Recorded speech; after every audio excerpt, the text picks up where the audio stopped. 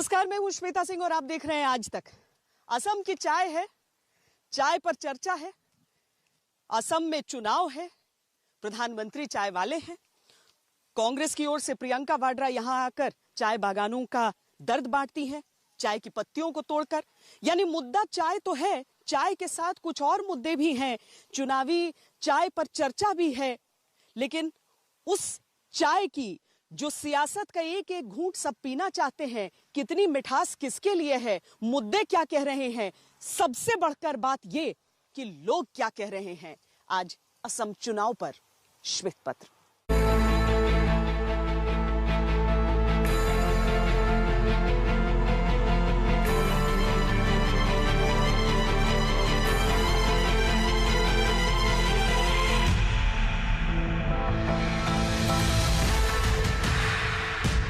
असम देश की पूर्वोत्तर सीमाओं का प्रहरी राज्य, या ये भी कह सकते हैं कि पूर्वोत्तर राज्यों का रास्ता खोलने वाला दरवाजा। इस दरवाजे पर इन दिनों सियासत का संग्राम छिड़ा है।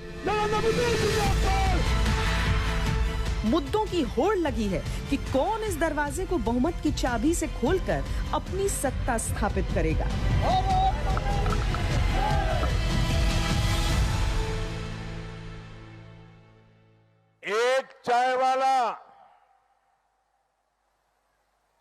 एक चाय वाला आपके दर्द को नहीं समझेगा तो कौन समझेगा। उसका हिंदुस्तान में आजकल नहीं।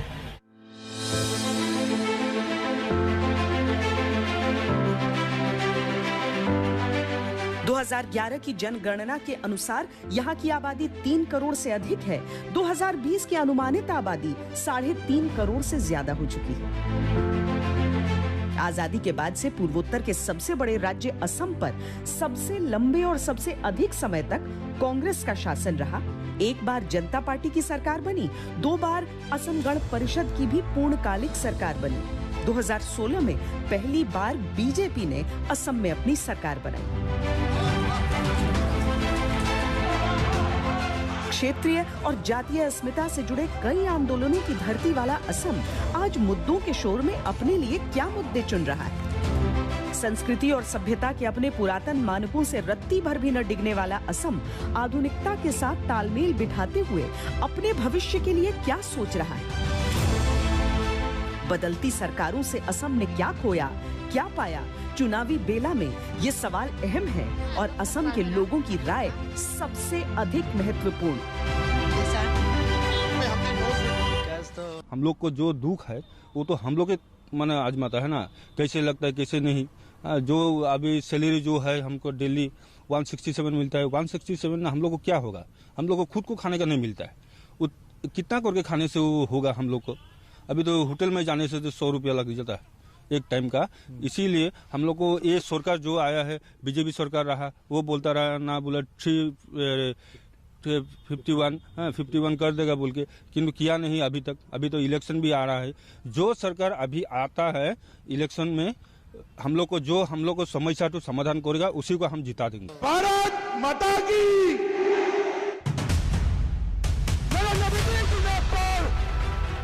सत्तारूढ़ बीजेपी के साथ एनडीए में असम गण परिषद और united people's party liberal, Congress के साथ बदरुद्दीन अजमल की AIUDF, Bodoland people's front, RJD, AJM और लेफ्ट दल है। ये दूसरा गठबंधन है। एक तीसरा मोर्चा भी है जिसमें ऑल असम स्टूडेंट यूनियन के समर्थन से बनी असम जातीय परिषद और सीएए विरोध का प्रमुख चेहरा रहे अखिल गोगोई की राइजोर दल का गठबंधन। राजनीतिक रैलियों, गठबंधनों की हुंकार, ललकार और सियासी गहमा गहमी से परे आम वोटर अपनी सोच और मुद्दों के साथ अपनी बारी का इंतजार करता रहता है।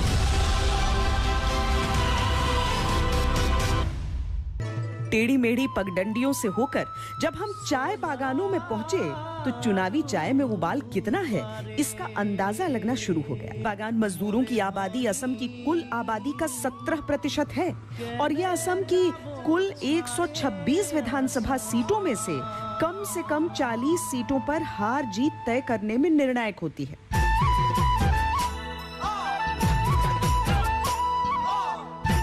भारत की चाय का आधा हिस्सा असम के ऐसे ही बागानों से आता है। जिम्मेदारियों को सर पर उठाए ऐसे न जाने कितने समूह रोज सुबह आते हैं, शाम होने से थोड़ा पहले चले जाते हैं।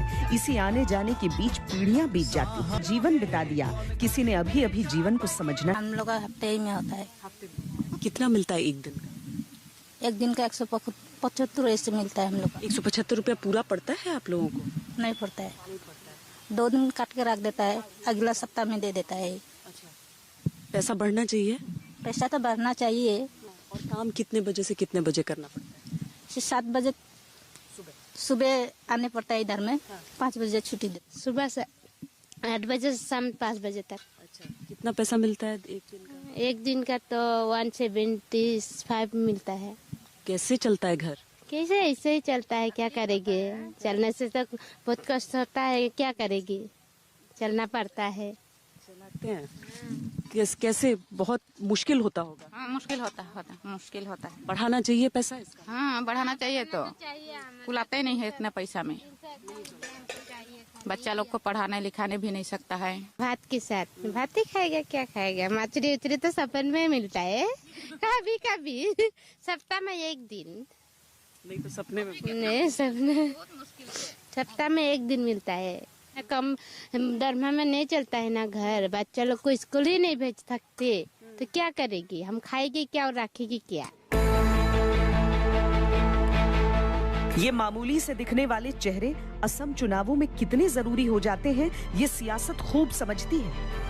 सबसे लंबे समय तक इस राज्य पर एक छत्र राज्य करने वाले दल हों या 5 साल की पूरी अवधि पहली बार पूरा करने वाली पार्टी, सबको पता है कि सियासी खुशहाली का हरा रंग भी इन्हीं बागानों की हरियाली से आता है।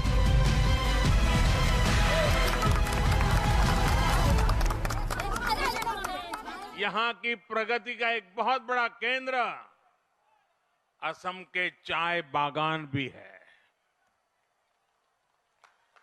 सोनितपुर की लाल चाय तो वैसे भी अपने अलग फ्लेवर के लिए जानी जाती है। सोनितपुर और असम की चाय का स्वाद कितना खास होता है, ये मुझसे बेहतर भला कौन जानेगा।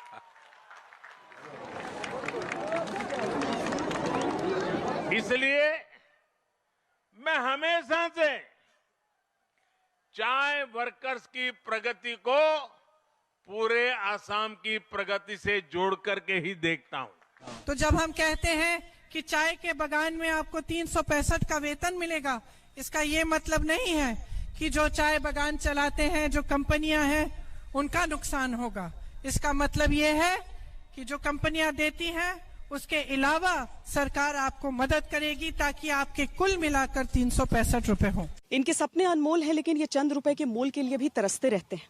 चाय बागान के ये कर्मचारी जो है, मुश्किल से कुछ देर की मोहलत मिलती है खाना पीना के लिए, क्योंकि सूर्योदय से सूर्यास्त तक इन्हें काम करना पड़ता है। यहीं पर बहुत मेहनत का काम है, लेकिन उसका मोल है एक दिन का 175 रुपया। हालांकि वादे बहुत सारे किए गए, 351 रुपए के वादे भारतीय जनता पार्टी की तरफ से किए गए। कांग्रेस पार्टी भी वैसे ही वादे कर रही है। हाईकोर्ट की तरफ से स्टे लगा दिया गया है उस चीज पर। लेकिन इन सारी चीजों के बीच इनकी परिस्थिति को समझने के लिए इस आंकड़े को भी समझना पड़ेगा कि 900 इनके ऐसे संस्थान हैं जो रजिस्टर्ड हैं। जो रजिस्टर्ड नहीं है उनकी संख्या तो 10,000 से ऊपर जाती है, और उसमें भी जो परमानेंट कर्मचारी हैं वो मुश्किल से 10 से 15% हैं।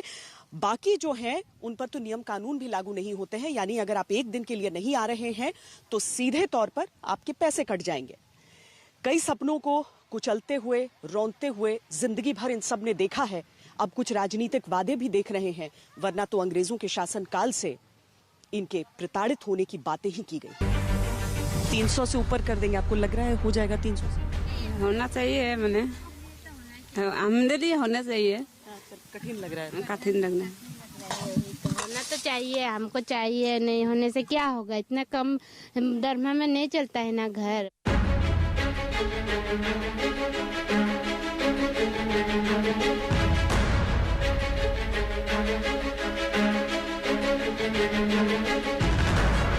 असम असम ने अपनी पहचान के लिए बहुत संघर्ष किया। उनके समृद्ध और शक्तिशाली इतिहास ने निश्चित ही प्रेरित किया होगा। चुनावी प्रक्रिया में बहुत कुछ वोटों के वजन के नीचे दब जाता है, लेकिन पहचान की लड़ाई मन के अंदर अंदर चलती रहती है।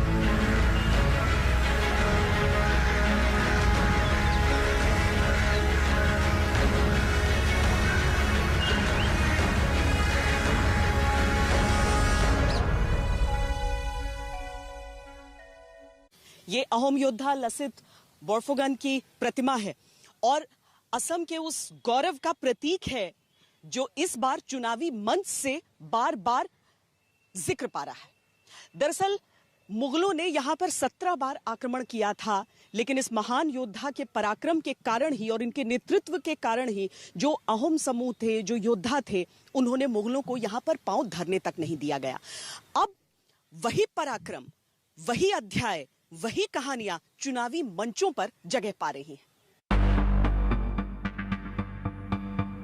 सदियों अपराजय रहने वाला असम इन दिनों राजनीति की रणनीतियों के बीच खड़ा है। बदरुद्दीन के समर्थक अहोम राजाओं को बाहरी बताते हैं और बीजेपी बदरुद्दीन के समर्थकों को घुसपैठिया।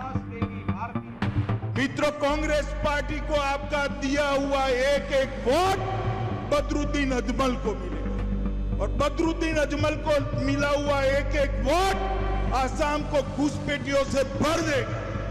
आपको तय करना है कि कौन सी पार्टी चाहिए, घुसपैठ कराने वाली पार्टी चाहिए या घुसपैठियों को उखाड़ कर बाहर फेंकने वाली पार्टी चाहिए।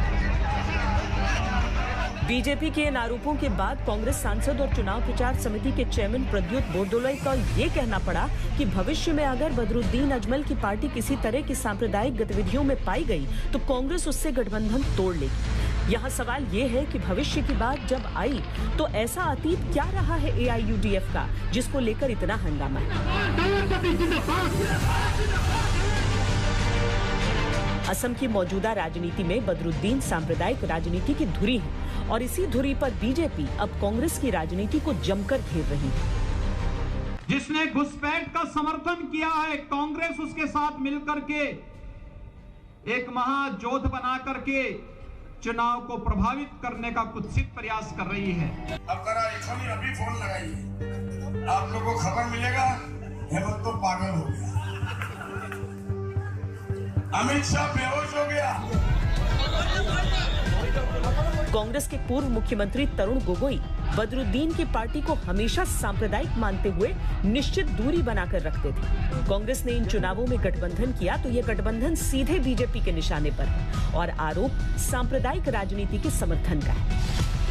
बहनों भाइयों, कांग्रेस के लोगों से यह सवाल पूछा जाना चाहिए कि 15 वर्षों तक लगातार हमने आपको असम में सरकार चलाने के लिए पूरा समर्थन दिया, लेकिन उसके बावजूद आपने इस असम राज्य का विकास क्यों नहीं किया? इस सवाल का जवाब कांग्रेस के लोगों से पूछा जाना चाहिए।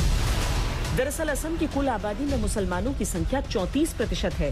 कुल 33 में से 9 जिले ऐसे हैं जहां उनकी आबादी 50% से अधिक है। AIUDF चीफ बदरुद्दीन अजमल जिस क्षेत्र से सांसद चुने गए, वहां ढुबरी में मुसलमानों की संख्या 80% से भी अधिक हो चुकी है। 33 विधानसभा सीटें ऐसी हैं जहां मुसलमान ही हार जीत को तय करने में सक्षम है। बीजेपी को असम की मुस्लिम बहुल राजनीति का अंदाजा अच्छी तरह है, इसीलिए यहाँ योगी आदित्यनाथ के हाथों में बीजेपी के हिंदुत्व का परचम थमाया गया। राम भारत की सभ्यता और संस्कृति है। राम भारत के श्वास श्वास में, रोम रोम में रमे हैं। राम के बगैर भारत का कोई काम हो नहीं सकता है। सरसरी तौर पर देखने पर असम में हिंदू मुस्लिम स्थानीय घुसपैठियों की चर्चा प्रमुखता से की जाती है, लेकिन योगी आदित्यनाथ जिस नाथ संप्रदाय से आते हैं, असम के लाखों लोग उसे श्रद्धा से देखते हैं। योगी आदित्यनाथ गोरखनाथ मठ के महंत भी हैं, जो नाथ संप्रदाय का तीर्थ है। नाथ संप्रदाय के पहले गुरु मत्स्येंद्र नाथ ने असम के कामरूप में अपनी साधना की थी, तब से उन्हें मानने वालों की बड़ी संख्या असम में है। का दर्शन करने के लिए योगी आदित्यनाथ की उपस्थिति उनके लिए गुरु आदेश की तरह है। योगी आदित्यनाथ की रैलियों में उमड़ी भीड़ बीजेपी के लिए उनकी सार्थकता को दर्शाती है। मैं आप सबका आह्वान करूंगा, असम के अंदर भारतीय जनता पार्टी की सरकार दीजिए। भारतीय जनता पार्टी आपको विकास देगी। भारतीय जनता पार्टी आपको विकास की मुख्य धारा के साथ जोड़ करके भारत के विकास की साक्षी बनाएगी। वैसे भी योगी आदित्यनाथ के भाषण का संदेश दूर तक जाता है और ये संदेश होता है बीजेपी के सांस्कृतिक, सामाजिक और राजनीतिक राष्ट्रवाद के प्रसार का। भगवान राम का भव्य मंदिर का निर्माण होने दीजिए। मैं आप सबका भी आह्वान करूंगा, आप भी अयोध्या में पधारिए। भगवान राम के भव्य मंदिर में रामलला का दर्शन करने के लिए अयोध्या में आप भी पधारिए।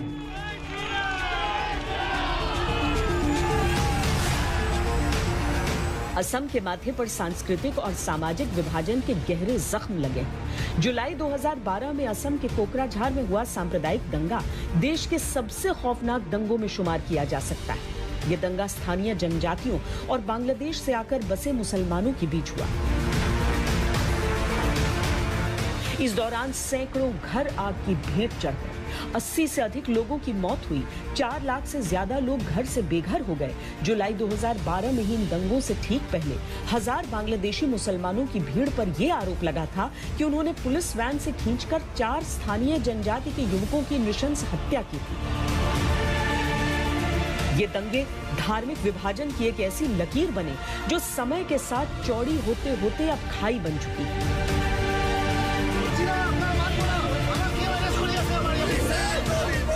असम की सियासत में बीते कुछ समय में CAA और NRC के मुद्दे पर भी काफी रंग बदला है और उनमें एक रंग सांप्रदायिकता का है।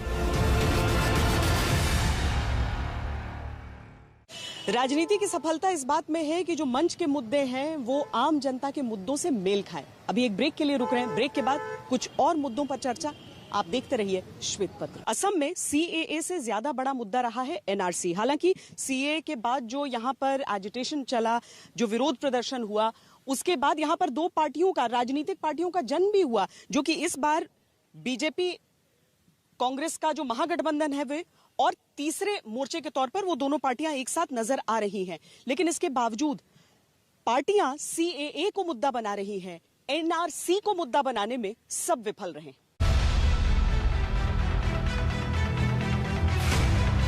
असम का पॉलिटिकल मुद्दा यही है और सिर्फ यही है कि आइडेंटिटी और विकास। देखिए, अगर असम में हमारी सरकार आई तो असम में हम CAA को रोक देंगे। का के मामले में का असम में लागू नहीं, पूरे इंडिया में हम लोग लागू होना नहीं चाहते। ये राहुल बाबा अपनी गोदरी में बदरुद्दीन अजमल को लेकर घूमते हैं, वो घुसपैठ रोक सकते हैं क्या? असम में CAA को लेकर चुनावी मंचों से जमकर बयानबाजी है। वो CAA जो अभी कहीं लागू ही नहीं हुआ, जिसे असम में बीजेपी की रैलियों में खास जगह नहीं मिली, लेकिन जिस NRC को लेकर पूरा असम असमंजस और आशंकाओं से घिरा था, उसका कहीं जिक्र न होना चौंकाता जरूर है। भारत माता की। हम जो सोच रहे हैं, सरकार ने जो सोचा नागरिकता ये होना चाहिए, क्योंकि ये असम में मतलब जो माइग्रेशन ये उसके लिए तो बहुत ये हो गया असम, इसीलिए का जो किया ये गलत काम किया। ये नागरिकता कानून आना चाहिए, होना चाहिए। असम में घुसपैठियों की समस्या बहुत पुरानी है और इसको लेकर राज्य और केंद्र में सरकार भले किसी भी दल की रही हो, लेकिन चिंता जरूर जताई गई। 2014 में सुप्रीम कोर्ट ने पूरे असम में NRC यानी नागरिकता रजिस्टर अपडेट करने का आदेश दिया। जब प्रक्रिया पूरी हुई तो इसमें बड़ी संख्या में हिंदुओं के भी नाम गायब पाए गए। तब इसको लेकर असम में बहुत ज्यादा विरोध किया गया। पूर्वोत्तर में NRC का विरोध नहीं है, NRC का स्वागत है, CAB का विरोध है। सिटीजनशिप अमेंडमेंट बिल का विरोध सो कॉल्ड विरोध है। हम NRC को लेकर असम में जिस समय की बात कर रहे हैं वो 2018-19 की है। तब से अब तक असम में लोगों के मन में और सामाजिक तौर पर NRC कितना बड़ा मुद्दा रहा, ये जानना जरूरी हो जाता है। NRC को लेकर विपक्ष ने बहुत तीखे हमले किए हैं, बहुत सारे सवाल उठाए गए हैं सरकार पर।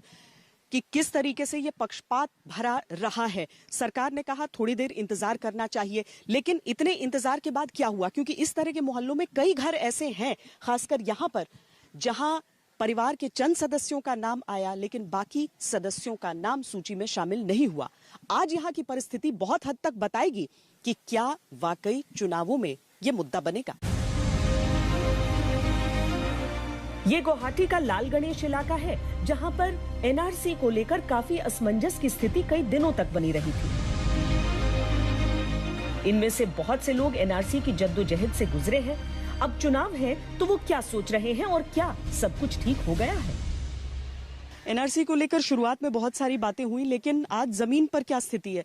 क्या एनआरसी को लेकर दिक्कतें आई थी या आप सॉर्ट? दिक्कत आई थी, जैसे कि 2 बार 3 बार बुलाया, बाद में आया नाम हम लोग का, कागज लेके जो भी हो, तो अभी ठीक है।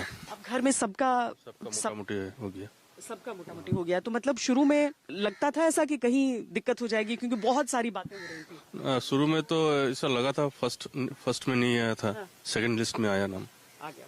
श्यामली दास के लिए बहुत बड़ी चिंता का विषय था, क्योंकि 2 लिस्ट में नाम नहीं आया था एनआरसी में। घर में बाकी सबका आ चुका था, लेकिन अब आपका मामला अब सुलझ गया है। हाँ, कोर्ट में हो गया सब।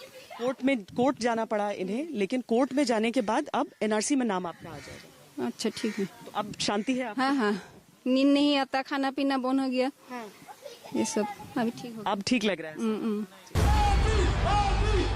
बीजेपी पश्चिम बंगाल में सीएए लागू करने की बात कहती है, क्योंकि वहां की प्रभावशाली मथुआ समाज की ये मांग है। लेकिन विपक्षी दल इसी का लाभ उठाकर बीजेपी को असम में घेरने की कोशिश कर रहे हैं और जनता के बीच ये विश्वास बनाने के लिए प्रयासरत हैं कि सीएए आने पर एनआरसी का कोई मोल नहीं रह जाएगा। बड़ी संख्या में बांग्लादेशी हिंदू असम का हिस्सा बन जाएंगे। स्थायी असम के लोगों को इसमें भाषाई और पहचान का खतरा दिखाने का प्रयास है। यानी वोटों की राजनीति को असम में सीएए के कांटे पर ले जाने का प्रयास चल रहा है। चुनाव के लिए विकास मुद्दा है या कोई दूसरा मुद्दा है?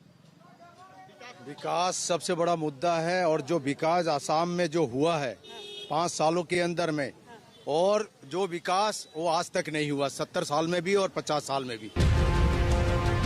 हालांकि जानकार मानते हैं कि आम वोटरों के बीच सीएए या एनआरसी चुनाव के लिए कोई मुद्दा साबित नहीं होने वाला है। हालांकि सीएए के आने के बाद असम में भी भयंकर विरोध प्रदर्शन की तस्वीरें आई थी और 2 राजनीतिक पार्टियां इसी विरोध प्रदर्शन के दम पर खड़ी हो गई थी, जो इस बार असम में तीसरे मोर्चे के तौर पर चुनाव लड़ रही हैं।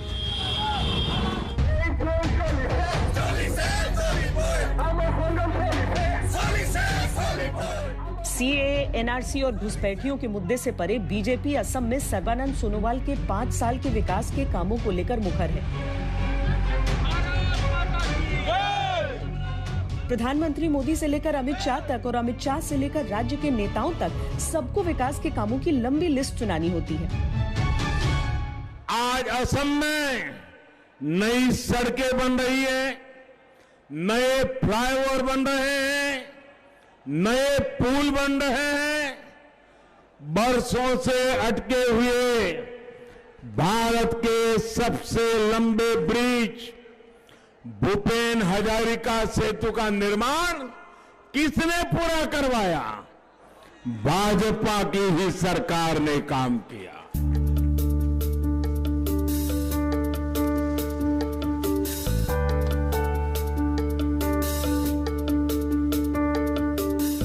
कहावत है कि विकास की तस्वीर अगर किसी जगह की देखनी है तो वहाँ की महिलाओं की स्थिति का आधार सबसे सही फॉर्मूला होता है। विकास के सरकारी वादों को समझने के लिए हम असम के सोनापुर से गुजरे तो विकास को परखने की एक प्रयोगशाला भी हमें मिल गई।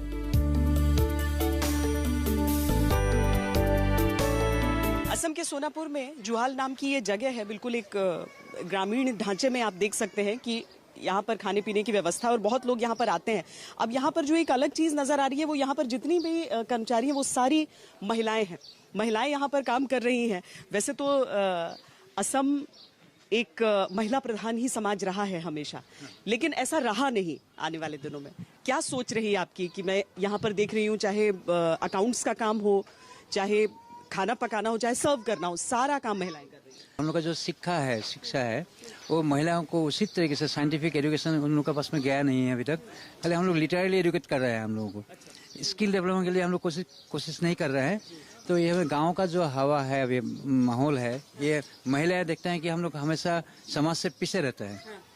तो इसका कारण में उन लोग का बीच में अंधविश्वास भी ज़्यादा होता है, समाज से उन लोग प्रवंचित भी होते हैं।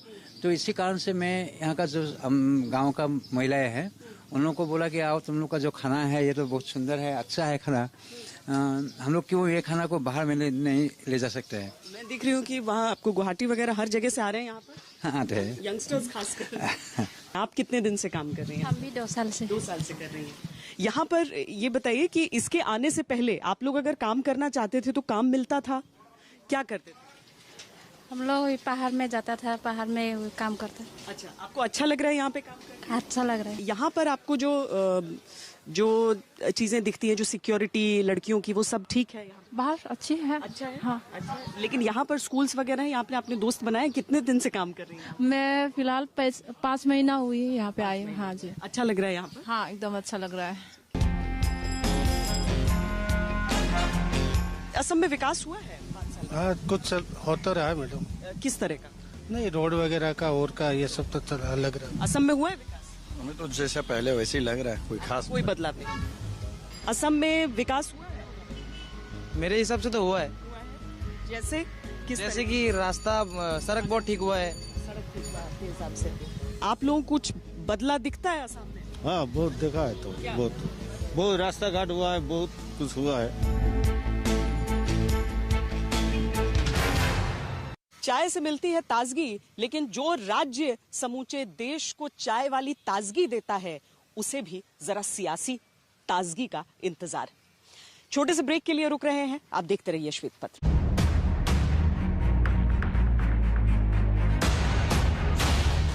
अटल बिहारी वाजपेयी के दौर में शुरू और मोदी राज में बनकर तैयार रेल और सड़क मार्ग वाला ये बोगीबिल पुल असम की ब्रह्मपुत्र नदी पर तरक्की की एक तस्वीर दिखाता है। फरवरी 2021 में प्रधानमंत्री मोदी ने इसे देश को सौंपा था, लेकिन इसे लेकर अभी भी श्रेय की रस्साकशी चलती रहती है।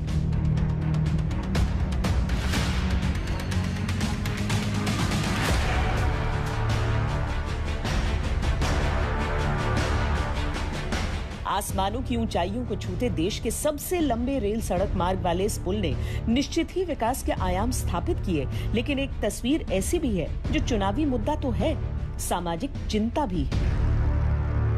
हम इस समय असम में ब्रह्मपुत्र नदी के तट पर मौजूद हैं, लेकिन आप अगर यहाँ की परिस्थितियां देखेंगे तो देखकर बहुत ही दुर्भाग्यपूर्ण लगता है। जब स्वच्छता की बात होती है या फिर नमामि ब्रह्मपुत्र योजना की बात होती है तो कम से कम उसकी शुरुआत घाटों की सफाई से तो होती ही है, लेकिन अगर जहां तक आपकी नजरें चली जाएंगी आपको सिर्फ गंदगी ही गंदगी नजर आ जाती है। एक ऐसे घाट पर जहां पर लोग अपनी श्रद्धा में डूबकर भी आते हैं, लेकिन इस इलाके की साफ सफाई अगर है तो उसका ध्यान किसे देना है? दूसरा जो बड़ा सवाल असम के साथ जुड़ जाता है वो है निरंतर बाढ़ का। तो बाढ़ को लेकर क्या कुछ वाकई ऐसा किया गया है कि असम में लोग सोचे कि हाँ, हमारी परिस्थितियां अब बदल रही हैं?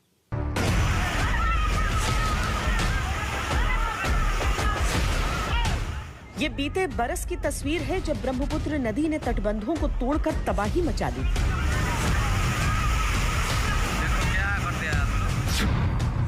आसपास के करीब 2500 गांव पूरी तरह डूब गए। सरकार ने अनुमान जताया था कि 70 लाख लोग प्रभावित हुए। बाढ़ के शुरुआती कहर में ही 84 लोग मारे गए और 26 लोग जमीन खिसकने से मारे गए। लाखों जानवर सैलाब में बह गए।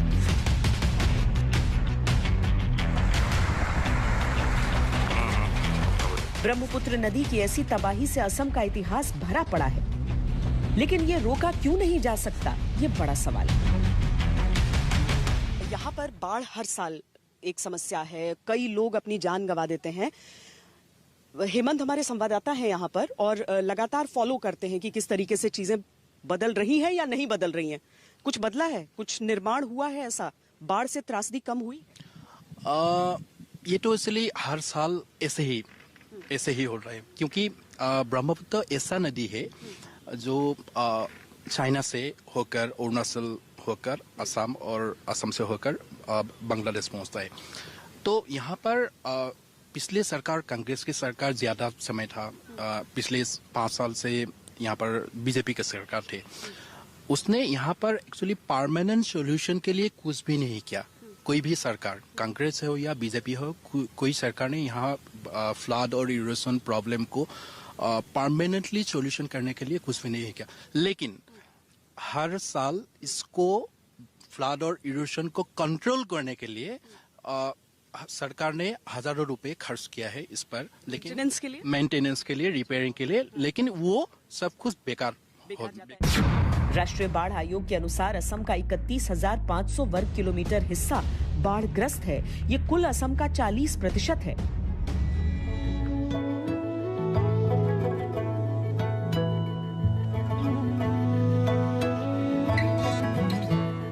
पौराणिक कथाओं में असम कृष्ण कथाओं से जुड़ता है तो कामरूप कहलाता है, और पहले का जिक्र चलता है तो सभ्यताओं के विकास के साथ ये कई नामों से सामने आता है। चुनावी होड़ में मुद्दे चाहे जो हों, लेकिन असम की तरक्की देश की तरक्की का भी प्रवेश द्वार है, इसमें कोई संदेह नहीं।